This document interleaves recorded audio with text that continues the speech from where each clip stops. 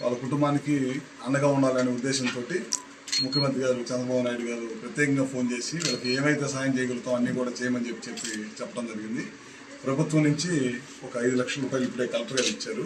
ఇది కాకుండా ఎక్స్గ్రేషియా కింద ఒక 20 లక్షల రూపాయలు ఇవ్వటం జరిగింది.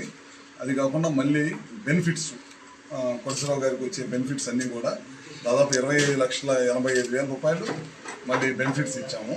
ఇవి కాకుండా వాళ్ళ పిల్లలిద్దరూ కూడా చదువుకొని డిగ్రీ దాకా ఒక్కొక్క అబ్బాయికి కానీ అమ్మాయికి కానీ ఒక్కొక్కరికి 25,000 రూపాయలు ప్రతి సంవత్సరం కూడా వాళ్ళ పేరు మీద వేయటం జరుగుతుంది. ఇది కాకుండా సోదరి మాధవి గారికి కూడా అమ్మాయికి కూడా జాబ్ ఇవ్వటం జరుగుతుంది అన్నమాట.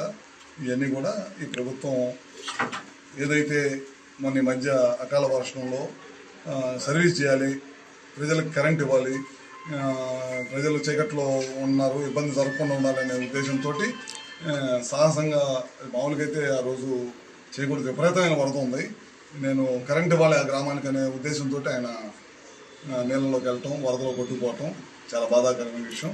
వాళ్ళ కుటుంబానికి ఈ ప్రభుత్వం తరఫున ప్రగాఢ సానుభూతి తెలియజేసుకుంటూ ఈ కుటుంబాన్ని కానీ ఈ పిల్లల్ని కానీ అందరిని కూడా ప్రభుత్వం ఖచ్చితంగా చూస్తుంది. దాంతోపాటు మా సీఎండీ గారు అట్లానే మన సెక్రటరీ విజయానంద్ గారు కూడా అందరూ కూడా మన ఎమ్మెల్యే గారు కృష్ణప్రసాద్ గారు మన ఎక్స్ మినిస్టర్ ఉమా గారు వీళ్ళందరూ కూడా చెప్పడం జరిగింది. ఇమీడియట్గా ఫోన్ చేసి చెప్పారు నాకు ఇట్లా జరిగిందని. అంటే ఆ రోజే అమ్మాయితో మాట్లాడాను.